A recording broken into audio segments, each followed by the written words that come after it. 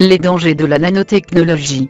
Cette technologie de l'infiniment petit peut entraîner des risques immenses si nous ne la contrôlons pas. Les industriels ne se posent pas de questions, les profits d'abord. Ils balancent de plus en plus de nanoparticules dans les produits, matériaux, revêtements, cosmétiques, textiles, alimentation, boissons, etc. Plus d'1 millier de produits, issus de la nanotechnologie sont commercialisés, sans aucune étude valable sur les conséquences de cette technologie, sur les êtres humains et la planète. On recense de nombreux usages de nanoparticules dans l'alimentation. Elles servent à allonger la durée de vie des tablettes de chocolat, stabiliser les couleurs des saucisses industrielles, blanchir des sauces, rendre la mayonnaise plus onctueuse, éradiquer les grumeaux, renforcer les arômes, élaborer des jus de fruits fortifiés, faire compléments alimentaires vitaminés, faire du nanothé, faire des pesticides agricoles, nanocides, faire des emballages. Nous continuons à faire les mêmes conneries du passé, nous fabriquons sans se soucier du recyclage. Le budget sur le recyclage de ces produits est nul. Ces derniers terminent dans les décharges sans connaître le risque sur l'environnement. A priori, les responsables ont conclu qu'il n'y a pas de risque à très court terme, après on verra. Et pourtant, les dangers sont réels dès à présent. Difficile d'envisager tous les dangers de la nanotechnologie, ces minuscules particules pénètrent mieux, dans les poumons et dans la peau. Ces nanoparticules peuvent voyager dans le sang et le cerveau, et créer des nouvelles maladies. La taille d'un de ces robots peut atteindre celle du nanomètre, et interagir avec les cellules du corps. Chez des femmes enceintes, les nanotechnologies peuvent atteindre la zone placentaire, et ainsi avoir des conséquences sur le fœtus.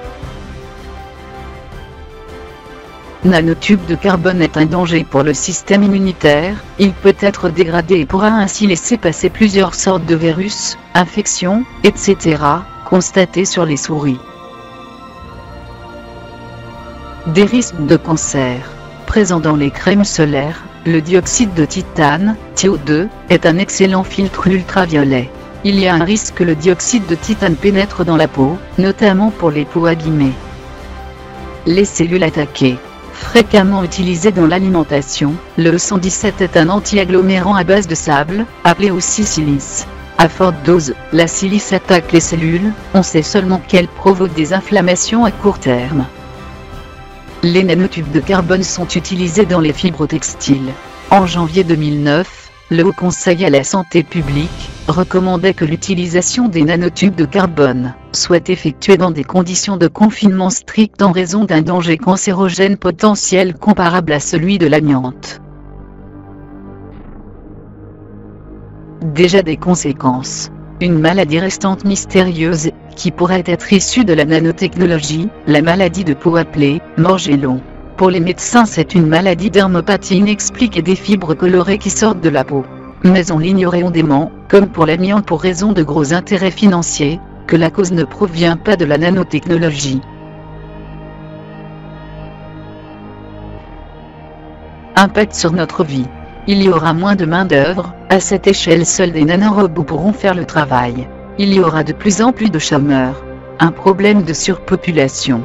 L'existence de vie sera considérablement augmentée. D'autres maladies vont apparaître.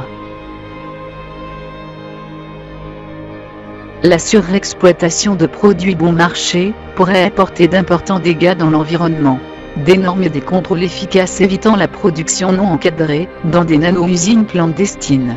La perte de leur contrôle des nanorobots, le fait qu'ils se multiplient, etc. Aujourd'hui, ce sont ces dangers qui font l'objet des débats. Le manque de recyclage de ces nanos pourrait créer une pollution très dangereuse pour l'environnement et les êtres vivants. Ces produits libèrent dans la nature les nanoparticules, et il est difficile d'avancer de manière à assurer les risques réels. Il faut rendre obligatoire la traçabilité et son corollaire, l'étiquetage.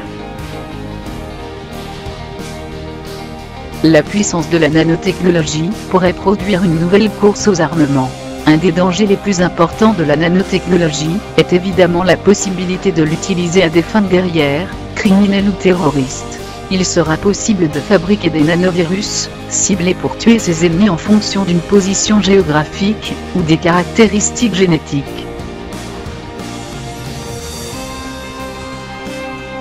La nanotechnologie peut résoudre les problèmes actuels de pollution, de manque de matières premières, supprimer la faim dans le monde, utiliser l'énergie solaire, etc. Cette technologie de l'infiniment petit peut engendrer des risques immenses si nous ne la contrôlons pas.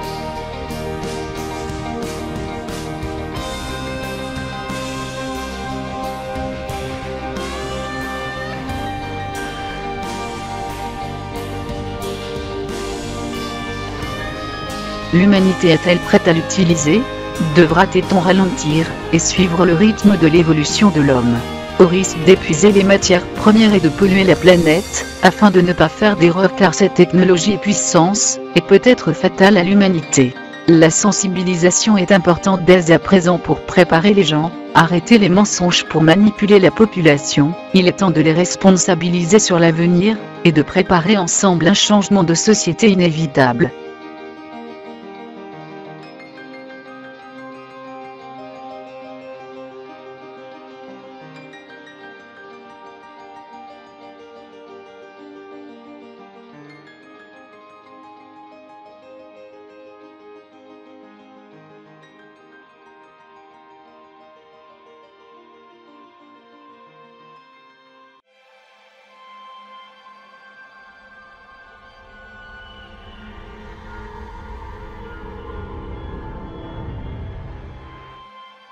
Prochainement. Pourquoi une nouvelle société?